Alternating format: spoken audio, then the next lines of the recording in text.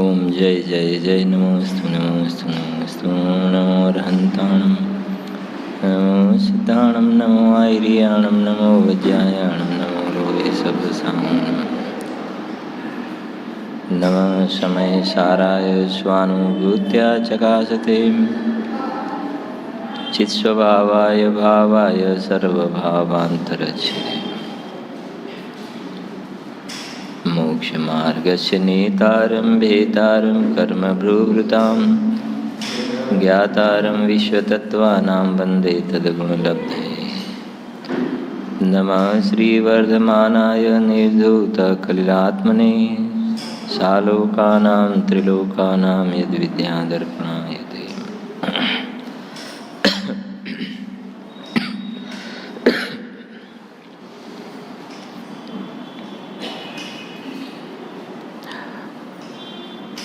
આ એક દ્રવ્યદ્રષ્ટિ પ્રકાશ નામનો ગ્રંથ છે,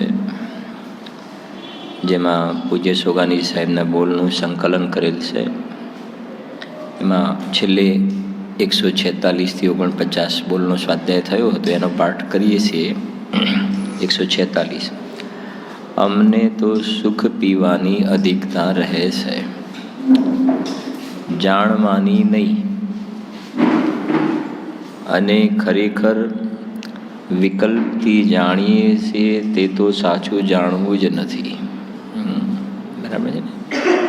અત્યારે જે જાણવું થઈ રહ્યું છે ને, એ સાચું જાણવું જ નથી. અંદરમાં અભેદતાથી જે સહેજ જાણવું થાય છે તે જ સાચું જ્ઞાન છે. પરસત્તા અવલંબી જ્ઞાન તો હે કહ્યું છે ને. હમણાં જ ગુરુદેવ શ્રીની સ્તુતિમાં બોલે આપણે, નિજાલંબી ભાવે, તો નિજાલંબી છે ને. હા, સમજાય ને? એ જ્ઞાનને જ્ઞાન કહેવાય છે, અને આ પરસત્તાવલંબી જે જ્ઞાનને તો હે કહ્યું છે. અને બધી બહારમાં સ્કૂલ ને કોલેજોમાં બધી ડિગ્રીઓ મળે છે, ડિગ્રીઓ જે બધી મળે એ નિજાલંબી જ્ઞાન છે કે પરસત્તાવલંબી જ્ઞાન છે? પરસત્તાવલંબી જ્ઞાનની ડિગ્રીઓ મળે અને એકબીજાને શું કહેવાય, ધન્યવાદ ધન્યવાદ ધન્યવાદ. અને સવારના ગાથાના કલશના હિસાબે અરે રે ખેદ છે. સમજે કે નહીં? કે જે ભણતર જીવને સંસારમાં ડૂબાડે, જગતમાં એની વાહ વાહ થાય છે. ખેદ છે. સમજાય છે કે નહીં? જગતમાં એની વાહ વાહ થાય છે. કોઈ બીજાને એકબીજાને મળે તો એ પૂછે છે કે શેમાં ભણે છે? પેલું એન્જિનિયરિંગમાં, મેડિકલમાં. સારું સારું, સારું સારું. સમજાય છે કે નહીં? મોહીઓનો વ્યવહાર આવો ચાલે છે જગતમાં. જેવું પરસત્તાવલંબી જ્ઞાન હે કહ્યું છે ને. વળી શિવભૂતિ મુનિરાજ વિશેષ જાણતા ન હતા, તો પણ અંદરમાં સુખ પીતા પીતા તેમને કેવલ જ્ઞાન થઈ ગયું. 147. દેવગુરુ શાસ્ત્ર શ્રવણ વિચાર વાંચન મનન ઉઘાડ અને એક સમયની પૂર્વ ઉત્તર પર્યાય જે જે સાધનરૂપ કહેવામાં આવે છે તે બધું નિશ્ચયથી બાધકરૂપ છે. એમ ન માને ત્યાં સુધી તો ત્રિકાલીમાં આવી શકાય નહીં.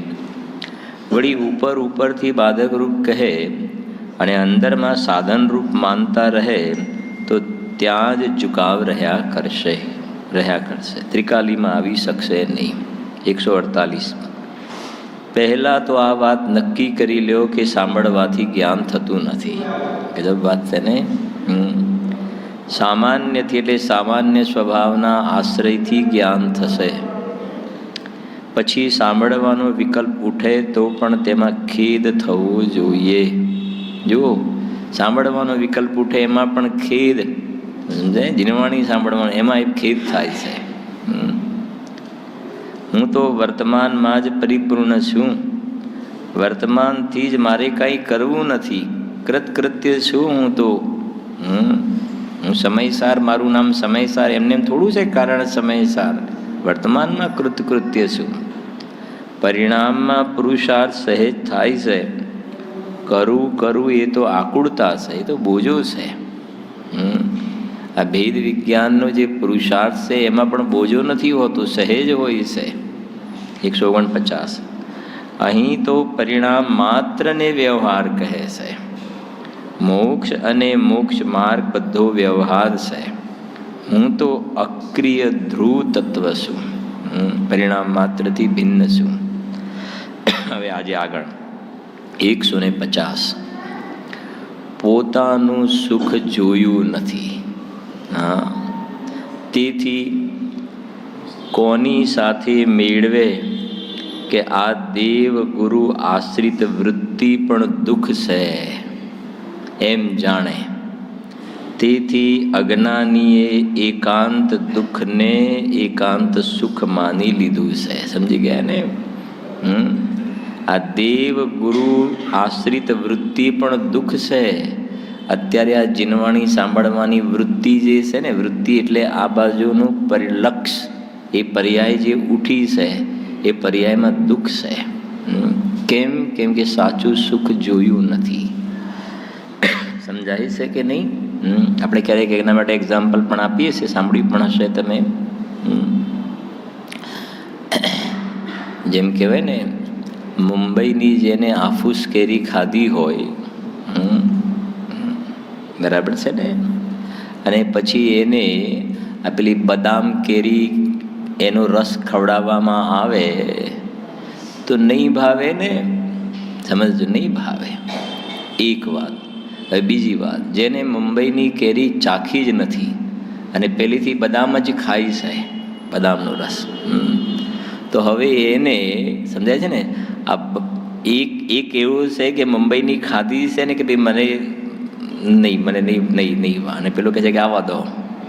સમજાય છે કે નહીં? જેને મુંબઈની કેરી નથી ખાધી એને બદામની કેરી જે રસ છે એમાં જ એને શું દ્રષ્ટાંત છે આ.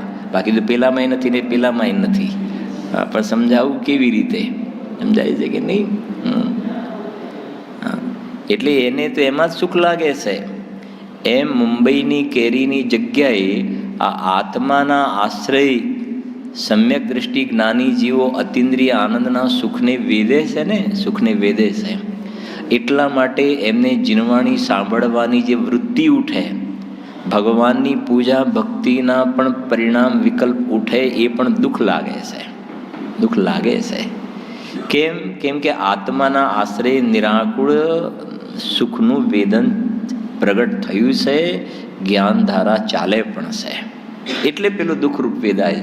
હવે આને સાચું સુખ જોયું નથી. સાચું સુખ સમજીને, આત્માના આશ્રય જે સુખ પ્રગટ થાય છે એ જોયું નથી. સમજી ગયા ને? એટલે બહારમાં 5 ઇન્દ્રિયના વિષય જે છે અને એમાં સુખ બુદ્ધિ છે જીવને, ત્યાં કંઈ સુખ છે નહીં, કલ્પના છે. જે શ્રીમદજીના શબ્દોમાં કહે છે, સુખ પ્રાપ્ત કરતા સુખ ટળે છે લીશ એ લક્ષી લો. ક્યાં સુખ છે ત્યાં? તો જુઓ, એટલે ગુરુદેવશ્રી કહેતા પણ હતા, જો તમને ખ્યાલ હોય તો, ખાખરાની ખિસકોલી સાકરના સ્વાદને શું જાણે? आप क्या हिंदी में बोलते हैं ना, बंदर क्या जाने अदरक का स्वाद. अदरक माने क्या? आदू. अच्छा, तो बंदर क्या जाने अदरक का स्वाद. એવું ભાવ છે ત્યાં આગળ. એવી રીતે મિથ્યા દ્રષ્ટિ આનંદના સ્વાદને એને ભોગવટો જ નથી કર્યો ને, એટલે એને આ ભગવાનની પૂજા ભક્તિ સ્વાધ્યાયમાં મંદ કષાયના પરિણામ થાય. કંઈક મંદ કષાય થઈ ને, તો મંદ કષાય થઈ તો થોડીક આકુળતા ઓછી થઈ, એટલે એમાં એને સુખનો ભ્રમ થઈ જાય છે. ખરેખર એ દુઃખ જ છે એવું એને ખ્યાલ આવતો નથી. કેમ? કેમ કે એને સાચું સુખ જોયું નથી. હવે તમે બીજી રીતે આપણે જરાક વિચાર કરીએ.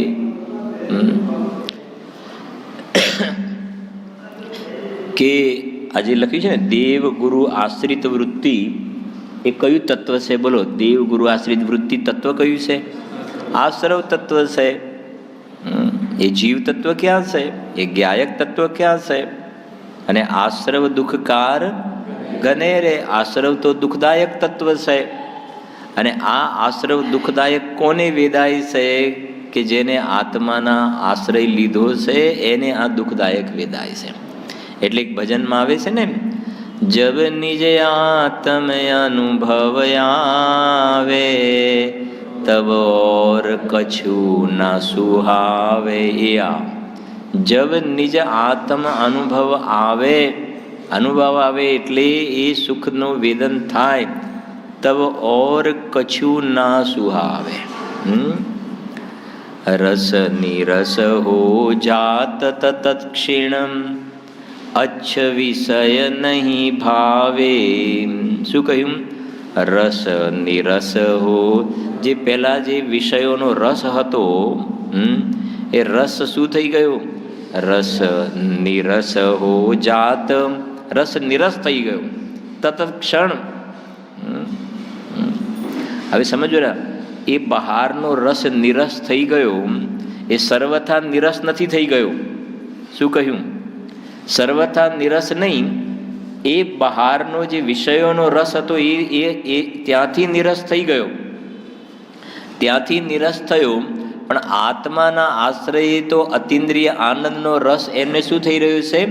આવી રહ્યો છે. એટલે લખે છે ને, રસ નિરસ હો જાત તત્ક્ષીણમ અચ્છ વિષય નહીં ભાવે. જબ નિજ આત્મ અનુભવ આવે તબ ઓર કછુ ના સુહાવે. એમાં એક આગળ જતા લખ્યું છે, ગોષ્ઠી કથા કુતૂહલ વિગટે. ને ગોષ્ઠી કથા, સાંજ પડે ઓટલા ઉપર બેસીને ગપ્પા મારવા. ગામડાઓમાં, અહીંયા શહેરોમાં તો ઓછું હોય, પણ જોઈએ ને સાંજે કે શું કરો. હા, હવે અત્યારે હવે મોબાઈલ થઈ ગયું, બરાબર છે ને? હવે એની જગ્યાએ થઈ ગયું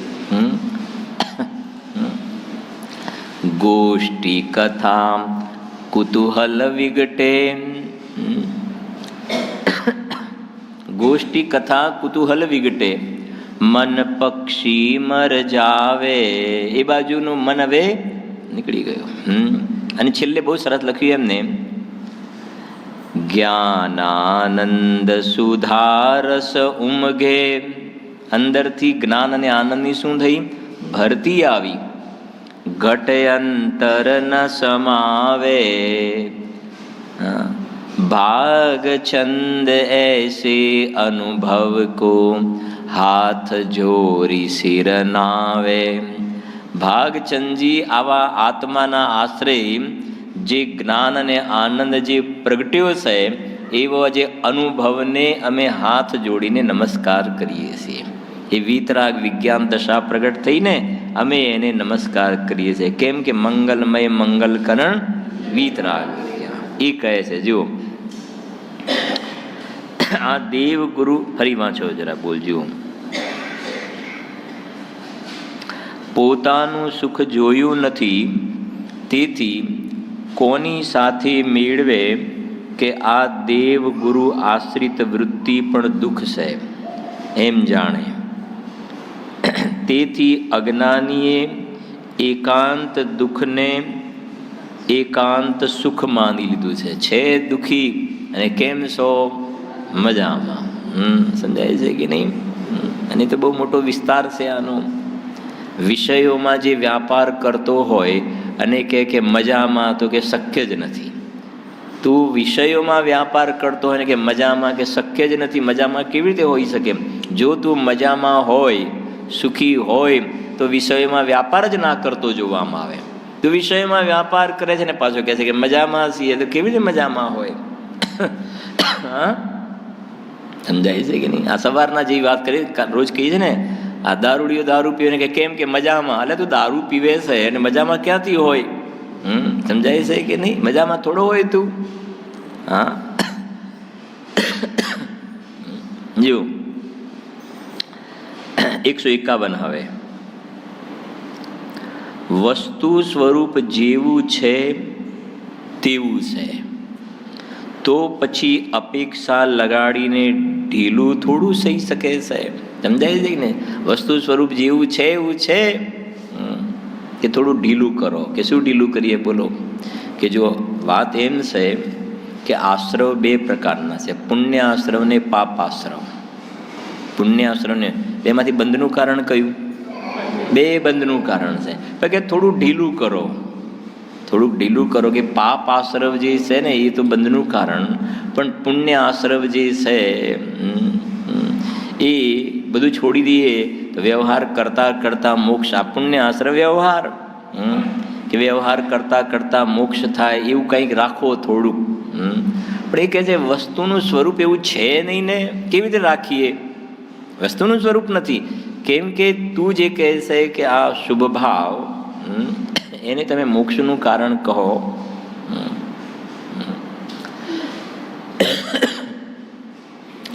પણ સમજો, તારી પ્રતીતિ પ્રમાણે ફળ નથી મળતું.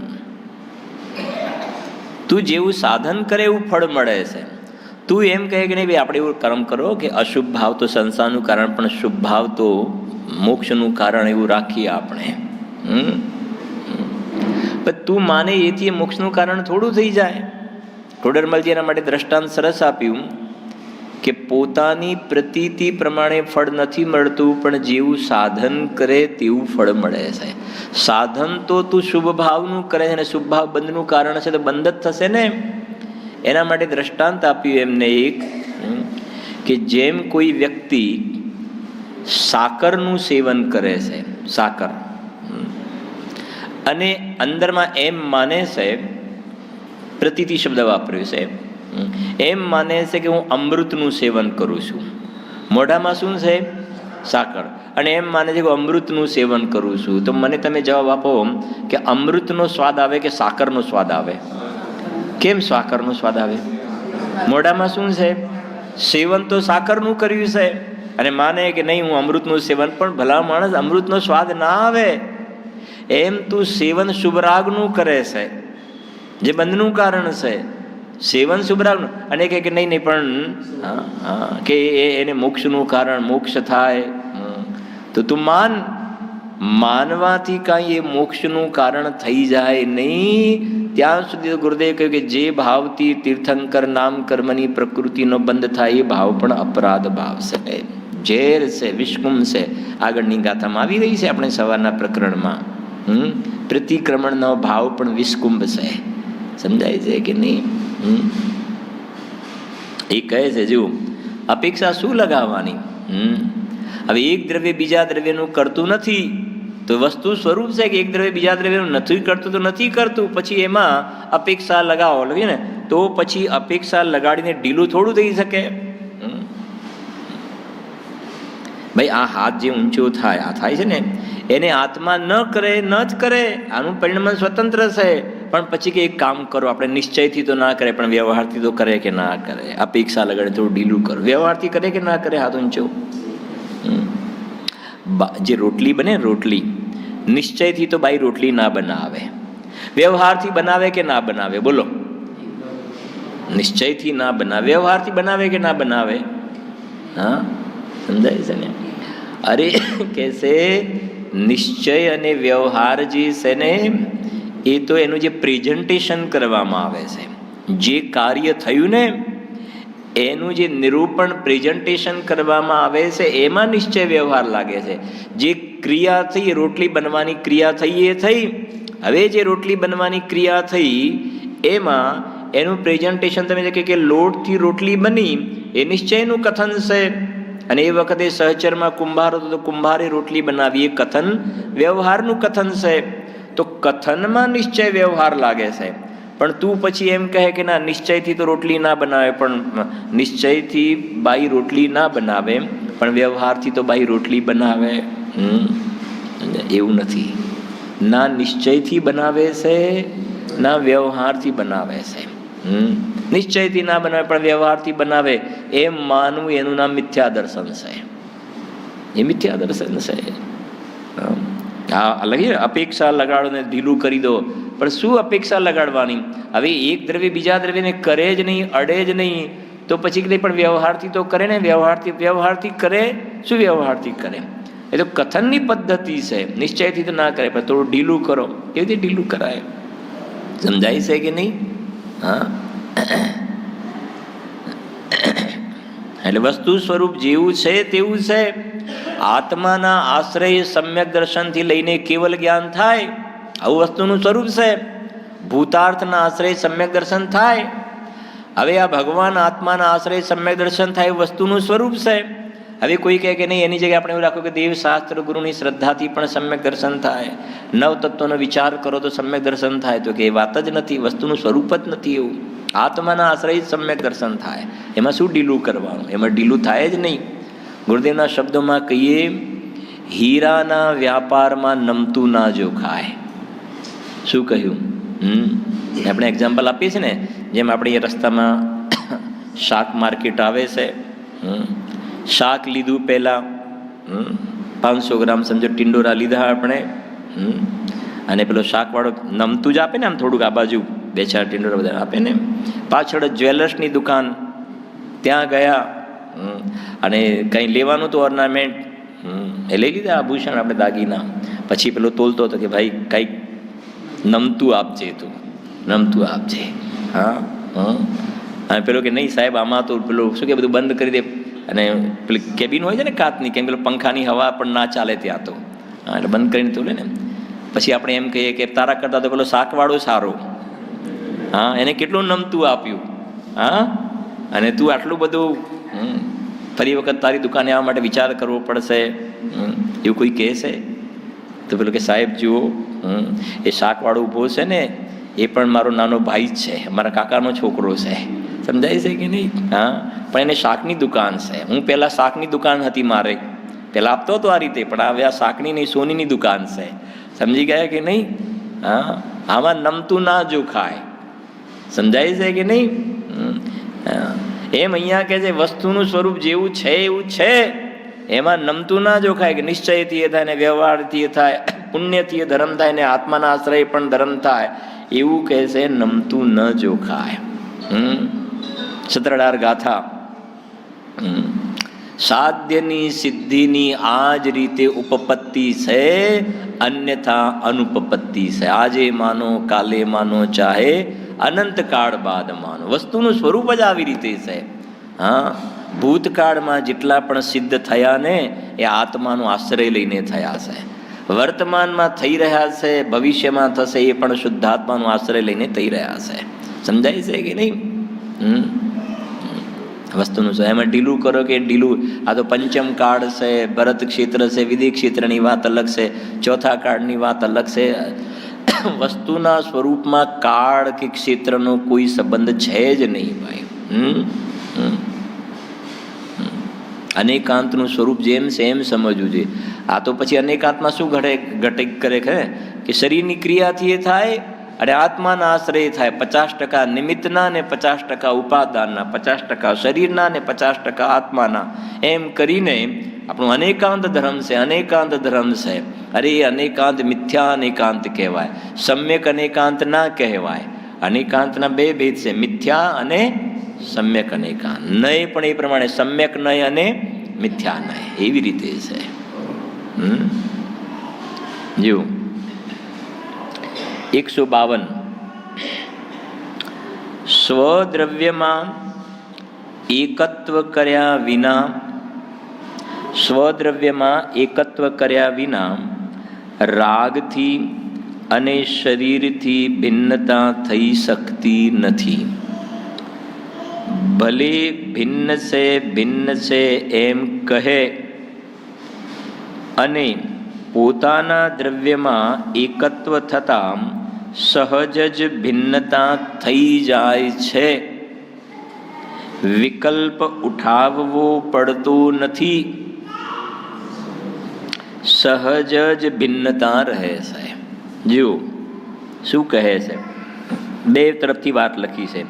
પહેલી 3 લાઈનમાં, 2.25 લાઈનમાં શું લખ્યું છે? જુઓ, સ્વદ્રવ્યમાં એકત્વ કર્યા વિના. સ્વદ્રવ્ય એટલે સમજાય? સ્વદ્રવ્ય એટલે શું? સ્વદ્રવ્ય એટલે પ્રમાણનું દ્રવ્ય નહીં. અહીંયા સ્વદ્રવ્ય એટલે ત્રિકાલી દ્રવ્યમાં એકત્વ કર્યા વિના, એટલે ગુરુદેવ શ્રીના પ્રમાણે કહીએ તો હું પરમાત્મા છું એમ નક્કી કર્યા વિના. એકત્વ કરવું એટલે હું પરમાત્મા છું એમ નક્કી કર્યા વિના રાગથી અને શરીરથી ભિન્નતા થઈ શકતી નથી. રાગ કયા તત્વમાં ગયું? આશ્રવમાં. અને શરીર અજીવમાં. સમજાય છે કે નહીં? અને એનાથી જે ભિન્નતા થઈ ને એ સંવર નિર્જરાને મોક્ષ આવી ગયું ત્યાં આગળ. બરાબર છે કે નહીં? પણ વાત ક્યાંથી ચાલે છે? જો લખ્યું છે ને ઘડી કે ભલે ભિન્ન છે એમ કહે, હું રાગથી જુદો, શુભ રાગથી જુદો, અશુભ રાગથી જુદો, તીવ્ર કષાય મંદ કષાયથી જુદો, શરીરથી જુદો, દ્રવ્ય કર્મથી જુદો, નો કર્મથી જુદો, મકાનથી જુદો, સ્ત્રી પુત્ર કુટુંબ પરિવારથી જુદો, એમ બધી નાસ્તીથી મહેનત કરે કે આનાથી જુદો, આનાથી જુદો, આનાથી જુદો, એમ નહીં, ના પાડે, એમ નહીં. આનાથી જુદો, આનાથી જુદો એવું નહીં. પણ અહીંયા શું કહે છે? સ્વદ્રવ્યમાં જે એકત્વપણું થયું, આ હું પરમાત્મા છું, તો એ જ સમયે આ શરીરથી જુદો, રાગથી જુદો, સ્ત્રી પુત્ર કુટુંબ પરિવારથી જુદો એ કામ થઈ ગયું ત્યાં આગળ. કથન અસ્થિ અને નાસ્તિ બંનેથી હોય કથન. કાર્ય હંમેશા અસ્થિના આશ્રય પ્રગટ થાય છે. તો સ્વદ્રવ્યમાં એકત્વપણું કર્યું, ત્યાં પરથી જુદો પડી ગયો. જો આપણે એક સિમ્પલ વાત સમજો એને, કે આપણો સમજો કે આ એરિયા છે વસ્ત્રાપુર. આ વસ્ત્રાપુર કહેવાય કે બોડકદેવ કહેવાય? ખરેખર બોડકદેવ કહેવાય ને, બરાબર છે ને? મને ઘણી વાર વસ્ત્રાપુર કે આમ લખાય બોડકદેવ નો, જે હોય, બરાબર છે કે નહીં? આપણે વસ્ત્રાપુર બોડકદેવ જે સમજીને ચાલો આપણે, કે આ જે આખો આપણો એરિયા છે, બરાબર છે કે નહીં? હવે એની અંદર જ્યાં આપણું એક મકાન છે કોઈ એક જગ્યાએ દ્રષ્ટાંતમાં, હવે આપણે કેટલી મહેનત કરવાની બોલો, કે આ મકાન મારું નહીં, આ સોસાયટી નહીં, આ બિલ્ડિંગ નહીં, આ બિલ્ડિંગ નહીં, અહીં જેટલા બધા બિલ્ડિંગ હોય ને, આ બિલ્ડિંગ નહીં, આ બિલ્ડિંગ નહીં, આ બિલ્ડિંગ નહીં, આ નહીં, આ નહીં, આ નહીં, આ રોડ ઉપર નહીં, આ રોડ ઉપર નહીં. એવી બધી મહેનત કરવી કે જ્યાં આપણું મકાન હોય આ મકાન મારું. સમજાય તેમ? આ મકાન મારું, તો પછી ઓટોમેટિક શું થઈ ગયું? બીજા બધા મકાન મારા નહીં. વાત પૂરી થઈ ગઈ ને? હા, ખ્યાલ આવે છે કે નહીં? અને પૂજ્ય ગુરુદેવ શ્રીનો આપણા ઉપર અનંત અનંત ઉપકાર એ છે. વધારે શું કહીએ કે ગુરુદેવ શ્રીએ વર્ષોના વર્ષો સુધી આપણને ધ્યેય તત્વ બતાવ્યું, આપણને સમ્યક દર્શનનો વિષય ઝૂમ કરીને બતાવ્યો, સમ્યક દર્શનના વિષયને હાઇલાઇટ કર્યો, ફોકસ કર્યો. અને સમ્યક દર્શનના વિષયને તમે બાજુમાં મૂકી દો ને, અને પછી ગમે તે બધું કરો. આપણે આજે નથી આવ્યા ભાઈ, આપણા ભાઈ પુનિતભાઈ આવે છે ને, હમણાંથી આવે છે ને, એમની આમ ઓળખાય છે મંગલવર્ધીની તરીકે, બરાબર છે ને? હા, એમને એ તો વાત કરી. હા, આ ગુરુદેવશ્રીની વાત નહોતી મળી ને એ પહેલાં પ્રથમાન યોગ, કરણાન યોગ, ચરણાન યોગનો ઘણો અભ્યાસ હતો, અને ગુરુદેવશ્રીની વાતનો અંદરમાં વિરોધના પણ ઘણા પરિણામ, અને એ કહેવાય ને જે એ પ્રકારની પુસ્તક હોય ગુરુદેવશ્રીના એ સંબંધની, તો એવી જાતિનું આખું હતું વલણ એ જાતિનું. અને એવું ક્યાંય ભલ્યું હોનહાર કાલલબ્ધિ કે વાત સાંભળવાનો યોગ બની ગયો, અને વાત થોડો વિચાર કરતાં ખ્યાલ આવ્યો કે વાત તો થોડીક સમજવા જેવી છે. અને ત્યાં ભોપાલમાં જ એક પછી તો ત્યાં એક પ્રવચન એમ લાગતું હતું, તેવું ત્યાંનું જે બહારનું સિચ્યુએશન જોઈને એમ લાગતું હતું કે આ તો એમની જે રુચિ હતી ને એ વખતની એ જાતની સભા છે. પણ બેઠા પછી ખ્યાલ આવ્યો કે ના, આ તો એ સભા નથી.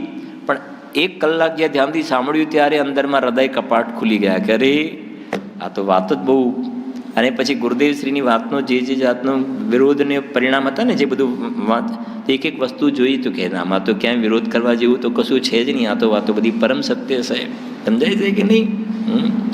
અને બસ અમારે એ કહેવું છે કે એમને પછી આપણી પ્રથમાન યોગની કથાઓ તૈયાર થઈ ગઈ હતી, ચરણાન યોગનું આચરણ પણ હતું, કરણાન યોગનો પણ અભ્યાસ હતો, પણ મૂળ જે દ્રવ્યાન યોગ, ત્રિકાલી ધ્રુવ ભગવાન આત્મા શુદ્ધાત્મા અનાદિ અનંત ટંકોત્કીર્ણ જે ચૈતન્ય દેવ છે ને એ વાત જ નહોતી.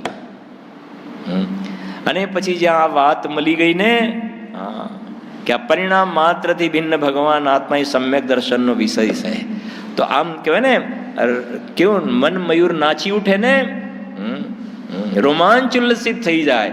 ઓ શું મને તો આ વાતની ખબર જ નહોતી. સમજાય છે કે નહીં? હું એટલા માટે કહું છું કે આપણા ઉપર પૂજ્ય ગુરુદેવ શ્રીનો અનંત અનંત ઉપકાર છે કે આ બધું જે કરવાનું એ કુલક્રમથી નહીં કે આ કરવા માટે સમ્યક દર્શન વગર જીવન ચાલ્યું ગયું ને. રોજ કહીએ છીએ એના માટે સંસારમાં પરિભ્રમણ કરતા કરતા, હમણાં જ વાત થઈ ને આપણે, ક્યાં આ જીવ પૂર્વનો ફાઇલ જોવે, આ એકેન્દ્રિયમાં અનંત કાળ, એમાં તો નિત્ય નિગોદમાં કેટલો કાળ કાઢ્યો, એમાંથી સમજો ઈયળમાં ગયો ને 2 ઇન્દ્રિયમાં ને 3 ઇન્દ્રિયમાં કેવી કેવી પર્યાયોમાં સંસારમાં રખડ્યો, અને પરિભ્રમણ કરતાં કરતાં એને મનુષ્યનો ભાવ મળ્યો. અને હું તમને કહું, મનુષ્યના ભાવની અંદર પણ મનુષ્ય તો બહારમાં કેટલાય હોય છે, મનુષ્ય કેટલી કેટેગરીના છે કે નહીં.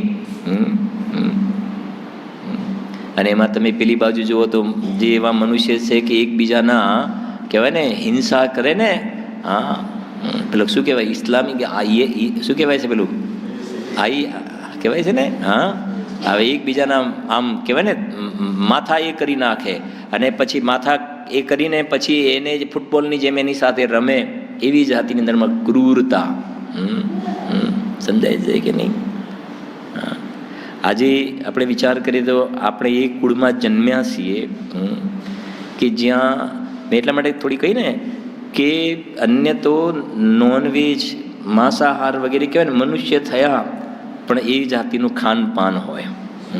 જ્યારે આજે તું એ કુળમાં જન્મ્યો છે ને, એ વાત તો છોડો, પણ કાંદા બટાટા જે કહેવાય ને એ પણ આપણા ઘરમાં આવતા સુદ્ધા નથી, આપણે ચાખ્યા પણ નથી. સમજાય છે કે નહીં? એની અંદર આપણને ખ્યાલ આવે છે કે ભાઈ આની આટલી એક નાની આટલી કટકીમાં, લાંબુ તો નથી કહેતા, પણ અનંત અનંત જીવો રહેલા છે. સંસારમાં પરિભ્રમણ કરતાં કરતાં જૈન કુળ માંડ માંડ મળે છે. સમજાય છે કે નહીં? અને એ આ જૈન કુળમાં જન્મ્યા, અને પછી એ સાચા અર્થમાં સમ્યક દર્શન પ્રગટ કરીને સાચા અર્થમાં જૈન બન્યા વગર જો ચાલ્યા જઈએ ને તો સમજજો, બહુ સારી વાત ગુરુદેવના પ્રવચનમાં એક વાત આવેલી છે, સાંભળજો. આજે તું કાંદા બટાટા વગેરે પણ નથી ખાતો, અભક્ષ નથી ખાતો, સમજજો. અહીંયાથી મંદ કષાયપૂર્વકનું તારું જીવન છે.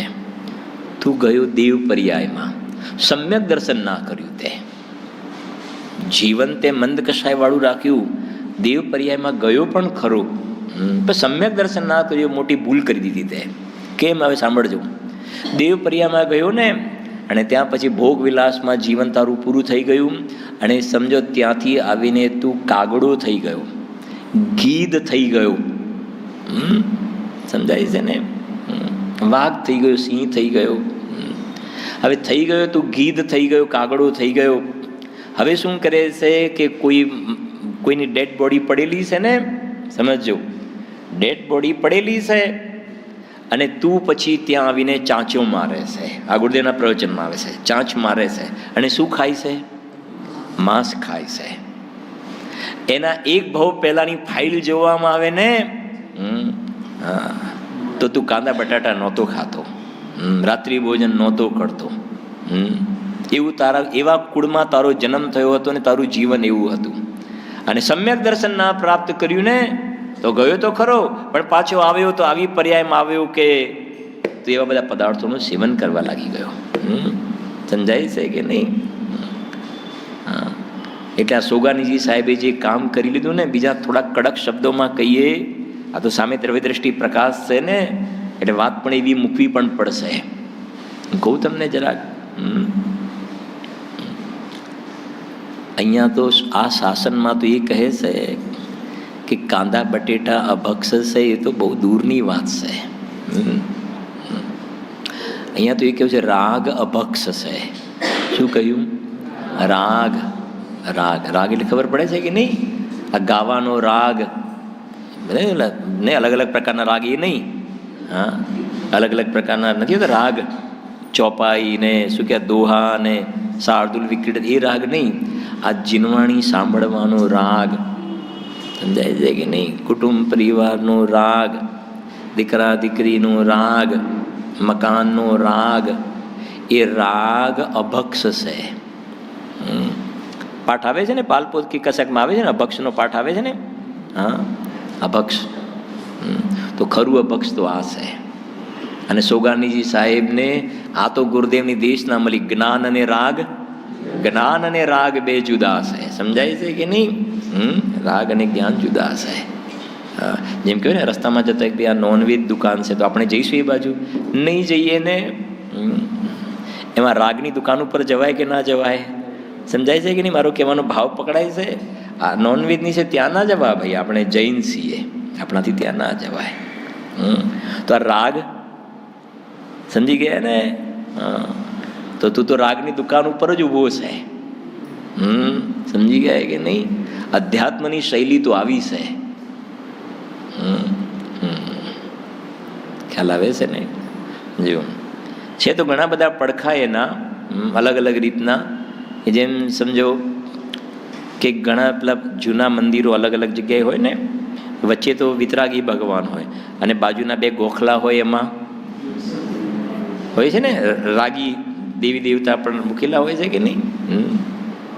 તો આપણે સામે જે વિતરાગી ભગવાન છે ત્યાં તો પગે લાગીએ છીએ અને આ બાજુ સાઈડમાં નથી લાગતા. કેમ?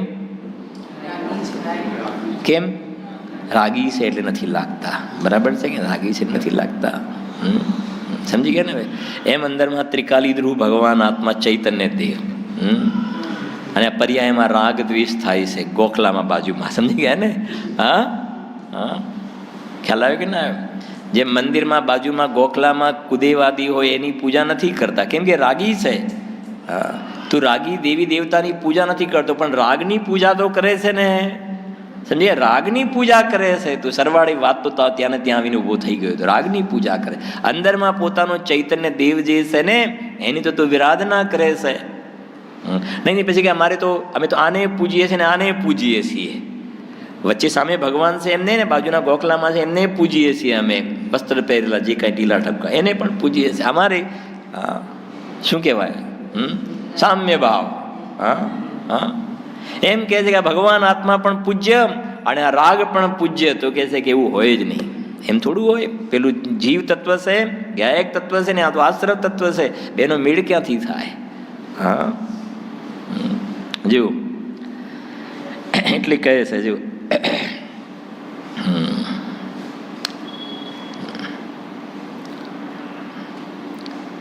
હમણાં થોડા પ્રવચન પહેલાં સુરેશભાઈ બેઠા, થોડી વાતચીત થઈ આવી, આ થોડી વાત નીકળી એટલા માટે કે એક વખત આ અવસર ચૂકી ગયા ને, આપણે જૈન કુળમાં જન્મ્યા ને આવો યોગ બન્યો.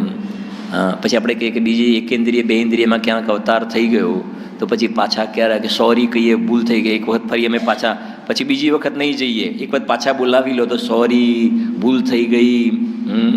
પછી થોડા ટાઈમ પછી ખબર પડી કે આપણાથી તો બહુ મોટી ભૂલ થઈ ગઈ, ખોટું પગલું ભરાઈ ગયું. સમજાય છે કે નહીં?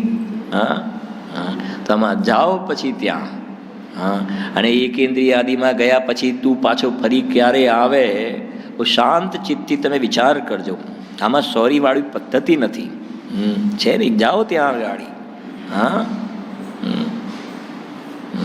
જો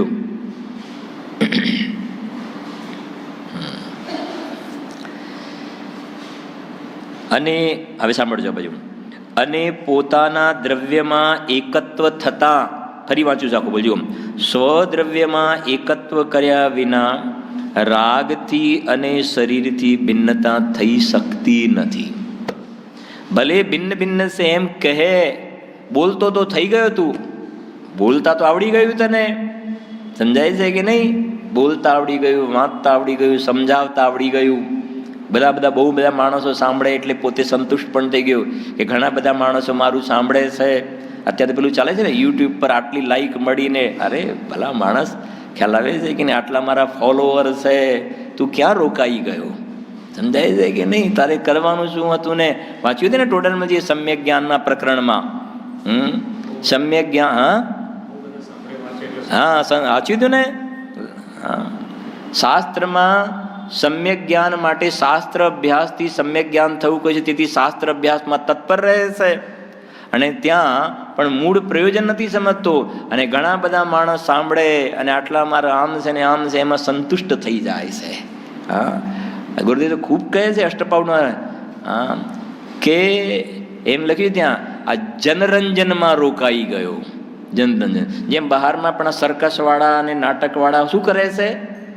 શું કરે? સર્કસના નાટકવાળા શું કરે છે? બોલો, બધાને શું કરે છે? જનરંજન કરે છે ને. જનરંજન ખબર ને, લોકોને મનોરંજન. એમ તું પણ જનરંજનમાં રોકાઈ ગયો ને,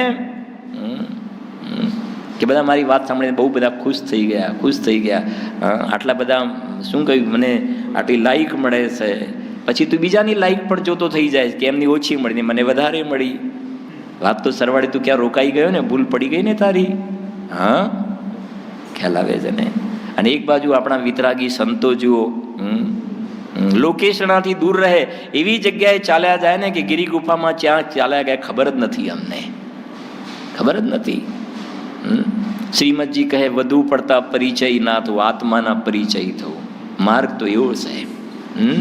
એટલે લખે છે ને, જુઓ, હા, એની વાત જ નથી. બોલતા આવડી ગયું, સમજાવતા આવડી ગયું, ને ભિન્ન ભિન્ન છે એમ કહે. પાછા 4 વ્યક્તિ કદાચ તને કે તમે બહુ સરસ સમજાવો છો, બહુ સરસ સમજાવો છો. ભલે કોઈ ગમે તેમ કહે, એને એવી જાતિના પરિણામ થયા ભલે કહે, પણ તે આ સમજનાર તત્વને તું સમજ્યો કે ના સમજ્યો? આ અંદરમાં જે સમજવા વાળું, જેમાં સમજ થાય છે, એ સમજનાર તત્વને તું સમજ્યો કે ના સમજ્યો તેનો સ્વીકાર કર. એ તું એ વસ્તુને ના ભૂલતો, એને તું ભૂલીશ નહીં ક્યારે. જો એ ગાડી ચૂકી ગયો, એ મૂળ તારું પ્રયોજન ભૂલી ગયો, તો ક્યાંક નુકસાન થઈ જશે, તારું મોટું નુકસાન થઈ જશે. જો, અને પોતાના દ્રવ્યમાં એકત્વ થતા સહેજ જ ભિન્નતા થઈ જાય છે. થઈ ગઈ ને સહેજ. એમ કહ્યું ને, આ મારું મકાન છે તો બાકી બધા મકાનથી હું જુદો છું, એ થઈ ગયું. મારે પછી ક્યાં ગોખવાનું રહ્યું કે આ બાજુનું આ બિલ્ડિંગ ને આ બાજુનું આ બિલ્ડિંગ એનાથી જુદો, આનાથી જુદો, આનાથી જુદો, ક્યાં ગોખવાનું રહ્યું? વિકલ્પ ઉઠાવવો પડતો નથી, સહેજ જ ભિન્નતા રહે છે. થોડો વિકલ્પ ઉઠાવવાનો હોય. જેમ આપણે એક્ઝામ્પલ બીજું, અહીંયા આટલા બધા વ્યક્તિ બેઠેલા છે, એમાં તમે અહીંયા બેઠેલો સૌરભ, તો આ બધાથી હું જુદો છું એવું યાદ કરવું પડે છે કે અરે મારી ભૂલ ના પડી જાઉં, મારી ભૂલના બધાથી હું જુદો છું, આ બધા એવું વિકલ્પ કરીને યાદ કરવું પડે છે? ના, ક્યાં વિકલ્પ કરીને યાદ કરવું પડે છે? ન્યાય સમજાય છે ને. એવી રીતે અંદરમાં આ શરીરથી ને રાગથી અંદરમાં પોતાનો ચૈતન્ય ગોળો અલગ અનુભવમાં આવી ગયો ને, તો જુદો ખ્યાલમાં આવી ગયો, તો સમ્યક દ્રષ્ટિ જીવને વિકલ્પ કરીને નથી ગોખવું પડતું. સીધી તો વાત છે આમાં. ક્યાં? હા, ન્યાયથી સમજવાની વાત છે ને. જો,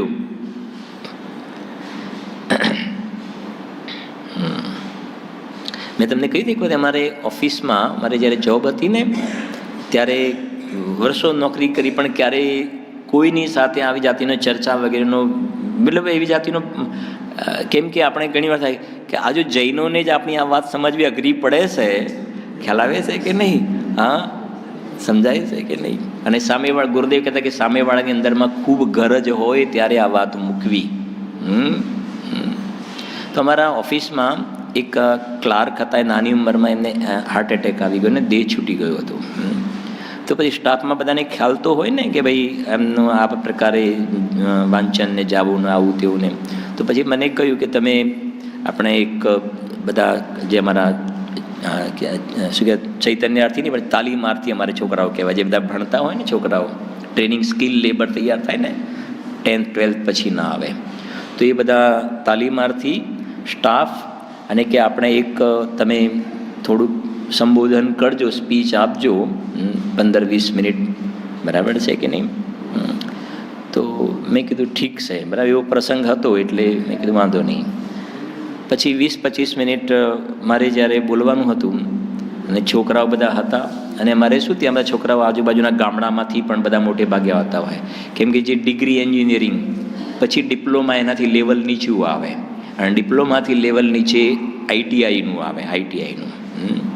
એટલે જે કહેવાય ને સામાન્ય રીતે બહુ સારા સ્કોલરોને ભણ્યા હોય તો ઉપર ગયા હોય, પણ જેમને બીજી કોઈ જગ્યાએ લગભગ નંબર ન લાગ્યો એટલે અહીંયા આવ્યા હોય, અને લગભગ બધા સામાન્ય રીતે પુઅર પણ ઘણા બધા હોય. તો એક લૌકિક ભાષામાં બધું એમને સમજાવ્યું કે તમારી રિસ્પોન્સિબિલિટી શું છે એ બધું.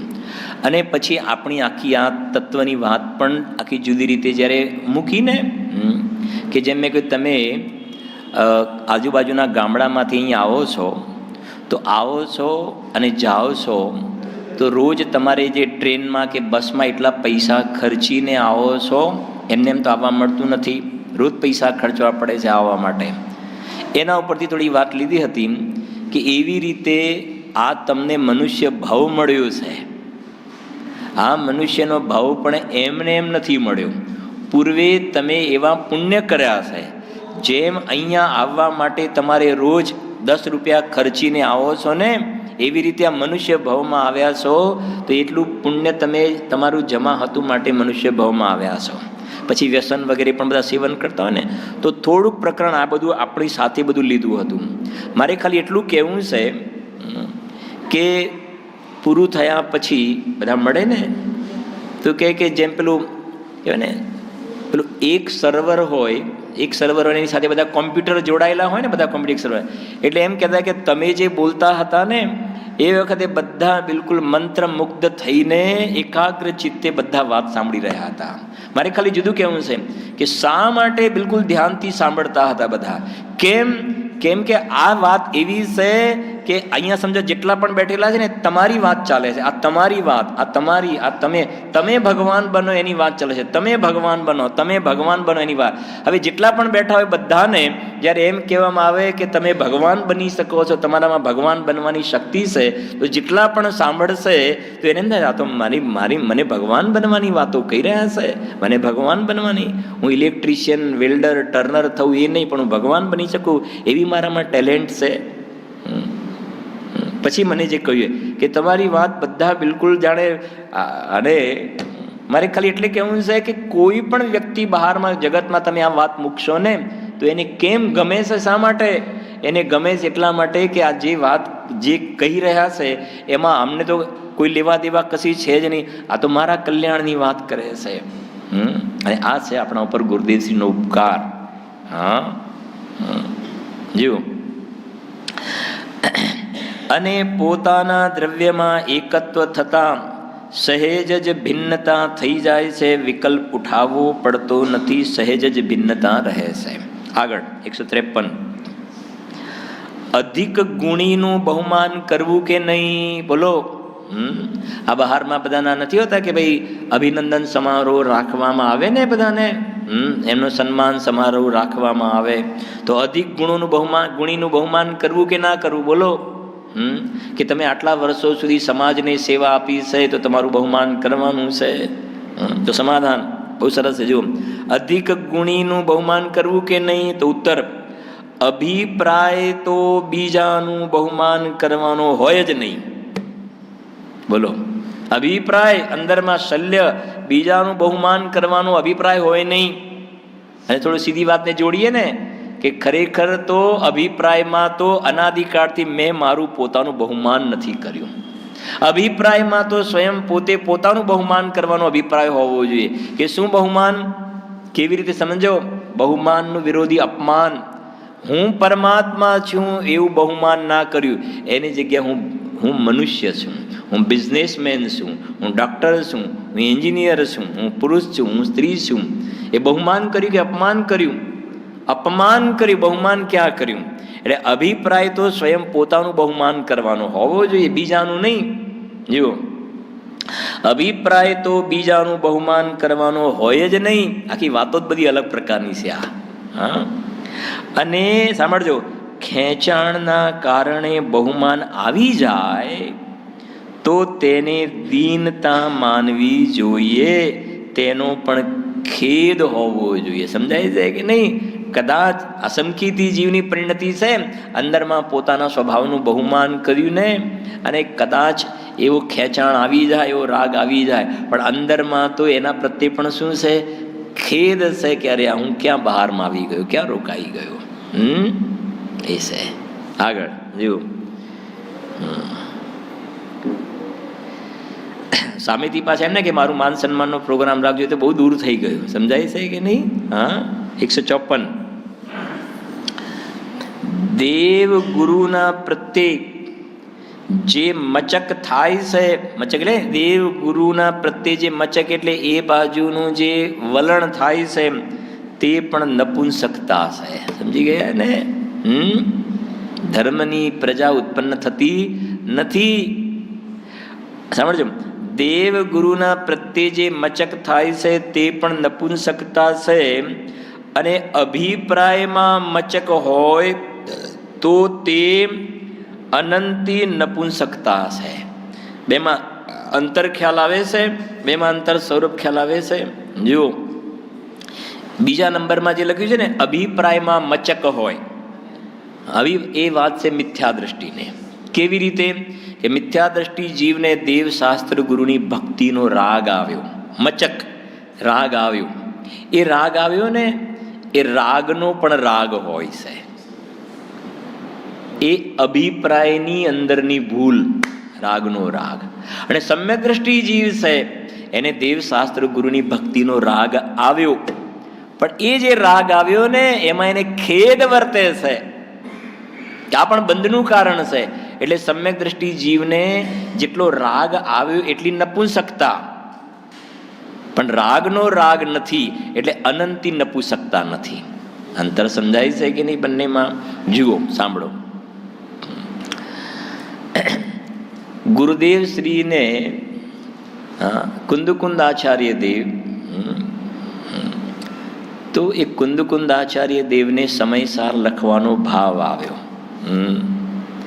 ગુરુદેવ શ્રીએ સભામાં કેટલી વાર પ્રવચન કર્યા સમયસાર ઉપર? 19 વાર કર્યા. તો ગુરુદેવ શ્રીને સમયસાર પર કરવાના પ્રવચન કરવાનો ભાવ અને આપણે સમયસાર સાંભળવાનો ભાવ, બેમાં શું ફરક પકડાય છે? આમાં પકડાય છે? બંનેમાં અંતર પકડાય છે? સમજી ગયા ને? આ પહેલી લીટી છે ને, દેવ ગુરુના પ્રત્યે જે મચક થાય છે તે પણ નપુંસકતા છે, એ થઈ ગઈ કુંદકુંદ આચાર્ય અને ગુરુદેવ શ્રી વાળા જ્ઞાની પુરુષોનો ટ્રેક થયો. અને અભિપ્રાયમાં મચક હોય તો તે અનંતી નપુંસકતા છે, એ અજ્ઞાની મિથ્યા દ્રષ્ટિ જીવની વાત થઈ ગઈ ત્યાં આગળ. સમજી ગયા કે નહીં? રાગનો રાગ, જેના માટે ગુરુદેવ શ્રી કહેતા હતા, જો તમને ખ્યાલ હોય તો, બિલાડી પોતાના બચ્ચાને મોઢાથી પકડે અને ઉંદરને પણ મોઢાથી પકડે, બંનેને મોઢાથી જ પકડે, પણ પકડમાં ફરક હોય છે. શું ફરક હોય પકડમાં? બંને પકડે છે તો મોઢાથી, હા, પણ બચ્ચાને પકડે છે ને એમાં રક્ષાનું પ્રયોજન છે, રક્ષાનું બચાવવાનું પ્રયોજન છે. અને ઉંદરને પકડે છે ત્યાં જોરથી પકડે છે, ત્યાં મારવાનું પ્રયોજન છે. સમજી ગયા ને? એમ મિથ્યા દ્રષ્ટિ જીવને જે રાગ થાય છે, એ બિલાડી જેમ ઉંદરને પકડે ને એમ રાગ થયો, તેને રાગની પકડ હોય છે. સુખ બુદ્ધિ છે રાગમાં, ધર્મ બુદ્ધિ છે શુભ રાગમાં. જ્યારે જ્ઞાનીને જે રાગ આવે છે ને, એ રાગનો રાગ નથી. 12 નંબરની ગાથામાં કે રાગ જાણેલો પ્રયોજનવાન છે, આદરેલો નહીં. રાગ જાણેલો પ્રયોજનવાન. સમજી ગયા ને? આ અંતર છે. જે પૂજ્ય બેનશ્રીનો પુલ છે ને, હાથીના દાંત બતાવવાના જુદા હોય અને ચાવવાના જુદા હોય. સમજી ગયા ને? એમ સમ્યક દ્રષ્ટિ ભક્તિમાં ઉભા દેખાય, પણ દેખાય પણ અંદરમાં ભક્તિના જે પરિણામ છે એમાં પણ એમને ખેદ વર્તો હોય છે. એ છે જો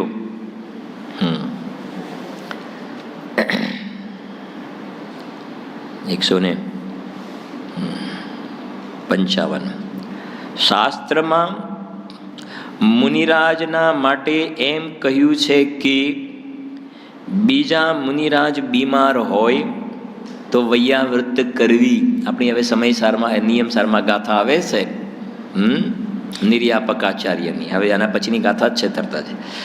મુનિરાજને માટે એમ કહ્યું છે કે બીજા મુનિરાજ બીમાર હોય તો વૈયાવૃત્ત કરવી. 48 મુનિરાજ જે બતાવ્યા છે વૈયાવૃત્ત કરવા વાળા, નિર્યાપક, વૈયાવૃત્ત કરવી. તે તો વિકલ્પ હોય તો એવો હોય એની વાત છે. પોતામાં એકાગ્ર થઈ જાય તો પહેલા તો તે જ કર્તવ્ય છે, વિકલ્પ કર્તવ્ય નથી. હા, બહુ જરાક એક બાજુ થોડી વાત સમજવા જેવી છે. એક બાજુ મુનિરાજ એમની સ્થિતિ શરીરની એકદમ નાજુક છે, અને બીજા મુનિરાજ એમની શું કરે છે? વૈયાવૃત કરે છે. જરા જવાબ આપજો તમે, વૈયાવૃતના પરિણામ.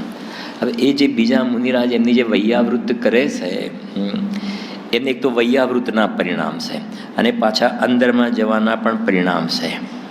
તો એ પેલો વૈયાવૃતના, હવે સામે પેલા મુનિરાજની સ્થિતિ એકદમ નાજુક છે, એમના પરિણામ બગડી જવાની સંભાવના છે, અને આ મુનિરાજને વૈયાવૃતના પરિણામ છૂટી ગયા, અંદરમાં સ્વરૂપમાં ગુપ્ત થઈ ગયા, અનિર્વાણ પદને પ્રાપ્ત થઈ ગયા. તો બોલો, બરાબર કર્યું કહેવાય કે ના કહેવાય? સમજાય છે મારું અહીંયા શું કહેવું છે? બરાબર કર્યું કહેવાય કે ના કહેવાય?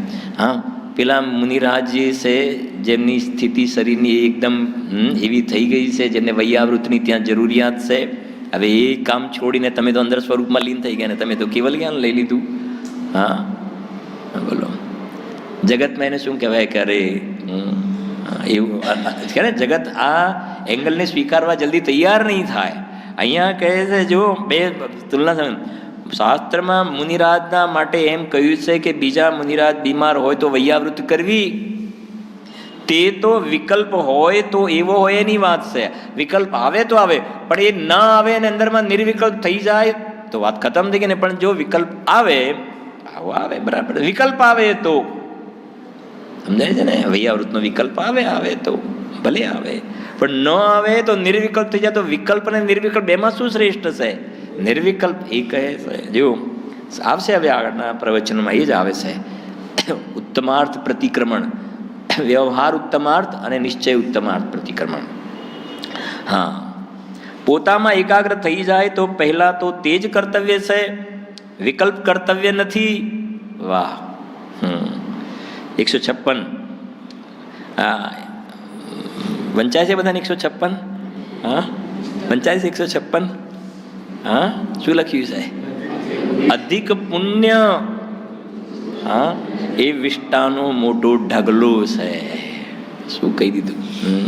અને અમારી પાસે ક્યારે 10 કરોડ, 50 કરોડ, 70 કરોડ, 100 કરોડ, 200 કરોડની પાર્ટી બધા પાસે બોલે ને, બહુ મોટી પાર્ટી છે. એ તો શેની પાર્ટી? સમજાય છે કે નહીં? હા, મોટી પાર્ટી છે. ખ્યાલ આવે? ગુરુદેવ કહે કે ભિખારા છે, અને આ મોહીઓ અંદર મોહીઓનો રિવાજ, બહુ પાર્ટી છે મોટી, અને જ્ઞાનીઓ કહે છે ભિખારા છે. હા, કેવું લખ્યું છે? અધિક પુણ્ય એ વિષ્ટાનો શું છે? મોટો ઢગલો છે. જેમ હોય ને ગામના છેડે પેલો ઉકરડો હોય, ઉકરડો મોટો, અને પેલો આખલો જે હોય ને, હા, એ આમ પેલા શિંગડા મારે ને આખા ઉકરડાને શું કરે છે? જોયું છે ને બધાએ? હા, આમથી આમ એકદમ પેલું ચડી જાય ને એ પ્રમાણે મસ્તીમાં, તો આખો ઉકરડો આમથી આમ ઉછાળી મૂકે. અને એમ માને કે એમ કહે છે કે પૂર્વના પુણ્યના ઉદયમાં, તારી બુદ્ધિથી નહીં, પૂર્વના પુણ્યના ઉદયમાં આજે બહારમાં 50 કરોડ 100 કરોડ બહારમાં સંયોગના રૂપમાં દેખાયા છે, ખાલી દેખાયા છે. અને એમાં આ માને છે કે આ મારું મારું મારું, કે છે વિષ્ટાના ઢગલા ઉપર તું બેઠો છે. હા, સમજાય? અંદરમાં આ ચૈતન્યથી ભરેલો ભગવાન આત્મા જ્ઞાન અને આનંદથી ભરેલો છે ને, આ જ્ઞાન અને આનંદનો અંદરમાં ઢગલો છે, એને છોડીને તું ક્યાં રોકાઈ ગયો? એ કહે છે અધિક પુણ્ય વિષ્ટાનો મોટો ઢગલો છે. અને બહારમાં જઈને જોવામાં તો જગત જે છે આખું, આ બહારમાં લાડી વાડી ગાડી, હજુ વધારે જોડો, હજુ વધારે, એમાં જ આખો ટ્રેક ચાલી રહ્યો છે. એમાં કોણ આગળ વધ્યું? આમાં કરતાં મેં આગળ વધ્યા. વિચાર તો કરો, લક્ષ્મી અને અધિકાર વધતા શું વધ્યું? કહો તો ખરા. હા, એ પ્રમાણે જીनको ત્યાગે તુમ તુચ્છ જાન, મહાવીર ભગવાનની પૂજામાં છે ને, બધું આપ તુચ્છ જાણીને છોડીને ચાલ્યા ગયા.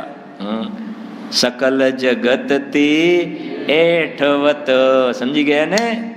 ચક્રવર્તી 6 ખંડના રાજા છે. ચક્રવર્તી 6 ખંડના રાજા, 1 મિનિટ પૂરું કરીએ છે. 6 ખંડના રાજા, સમ્યક દ્રષ્ટિ છે ને, એ ચક્રવર્તી કહે છે કે આ 6 ખંડના રાજા અમે નથી. અમે નથી 6 ખંડના. આ તો બધું એઠવાડ છે, એઠવાડ છે. કેમ કે પૂર્વે ચક્રવર્તીઓ ભોગવી, આ પૃથ્વીને ભોગવીને છોડીને ગયેલા છે. એ લગે ઉચ્છિષ્ટ ભોજી, આ તો અમારી એવી જેમ જેમ કહેવાય ને પેલો જે તો ગામડામાં તો હોય એવું કે પેલા સાંજે પેલા માગવાવાળા આવે ને પછી આપણા ઘરમાં પેલું બધું વધ્યું હોય એ શું કરીએ એને દાળ ભાત રોટી શાક જે કંઈ વધ્યું હોય એને આપીએ. અથવા તો જે તિર્યંચ ગતિ બધું એઠવાડ મૂક્યો હોય પેલો ચાટમાં મૂક્યો હોય ને એઠવાડ તો તિર્યંચ ગતિના જીવ આવીને ખાઈ જાય. કેમ કે એ શું છે? એઠવાડ. કોઈએ સમજો કોઈએ ખાધેલું સમજે અને એ મૂકી દીધું ત્યાં આગાડી એઠવાડ છે. અને બીજા શબ્દમાં વમન કરેલી વસ્તુ છે. હા. અને એને કોઈ ખાય, બહુ શાંતિથી સમજવી વાત. આ તિર્યંચોને એવી પણ હશે કોઈએ વમન કર્યું ને વમન અને તિર્યંચો એને ચાટે છે. જ્ઞાની ચક્રવર્તી એમ જ કહે છે, શબ્દ લખ્યા છે ત્યાં કે પૂર્વે આ કેટલાય ચક્રવર્તી થઈ ગયા અને આ પૃથ્વીને છોડીને ચાલ્યા ગયા. ભોગવીને છોડ્યું, જેમ દાળ ભાત રોટી શાકને ભોગવ્યા અને પછી છોડ્યા, વિષ્ટાના મારફત છોડ્યા અથવા તો ઉલટીના મારફત છોડ્યા અને તિર્યંચો એને ચાટે છે. એમ ચક્રવર્તી પોતે આને લાગે કે 6 ખંડના રાજા, 6 ખંડના ચક્રવર્તી કહે છે કે અમે તો આ વિષ્ટાને ખાઈએ છીએ, એઠવાડને ખાઈએ છીએ, અમને તો એઠવાડ લાગે છે. સમજાય છે કે નહીં? ઉચ્છિષ્ટ ભોજી છે ને કથા, ઉચ્છિષ્ટ ભોજી. ઉચ્છિષ્ટ એટલે શું? उच्छिष्ट को क्या बोलते हैं? हाँ बराबर है कि नहीं?